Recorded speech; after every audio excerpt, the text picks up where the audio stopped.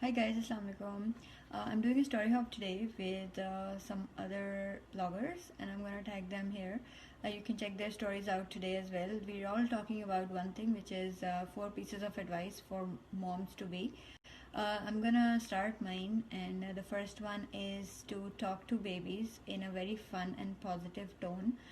So this basically conveys a very positive vibe to your children, and they become and I've seen a lot of people don't actually talk to their babies, and it's really, really important. So, just like your pets, your babies also need attention, and you need to talk to them. Talking to them, even though they don't understand what you're saying, but they get the vibe from your tone, and if you use a very happy tone and you just talk to them about anything and everything, they'll respond well. And if you talk in a positive and happy tone, then they'll smile back at you and they'll laugh and they'll do fun things like that. But if your mood is down and you're a bit sad, they can get that vibe too, and they'll feel the same way. So that's why it's so important to be happy and just create those sort of vibes around your baby so they can do the same. And you obviously want them to be happy when they grow up, so that's a very, very important thing. And secondly, I would say that moments pass very, very quickly, and babies grow up so fast. So it's best to capture their moments with lots and lots of pictures and videos of all these stages. So that was my second tip, and third tip was enjoy this time with them. So play silly games with them.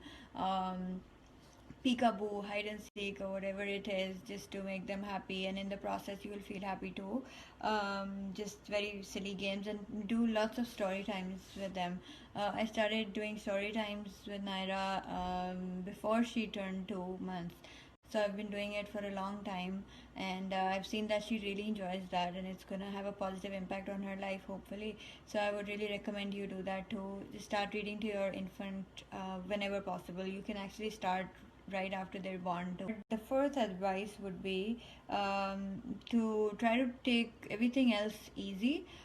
Because if you have too much going on in your career, or you're trying to keep a perfect house, or you're trying to cook really well, you'll get really frustrated with the baby around, because the baby doesn't really let you do a lot of things. So it's better to keep the rest of your life not in a pause, you can't do that, but sort of like compromised, just for the sake of the baby and for the sake of yourself. So to keep your sanity, try to keep everything else as low key as possible. Don't aim for a perfect house, and don't aim for a great career. So in my business, I'll talk about myself. I'm not actively marketing at all this year, so I've decided that the only person who needs me the most at the moment is her.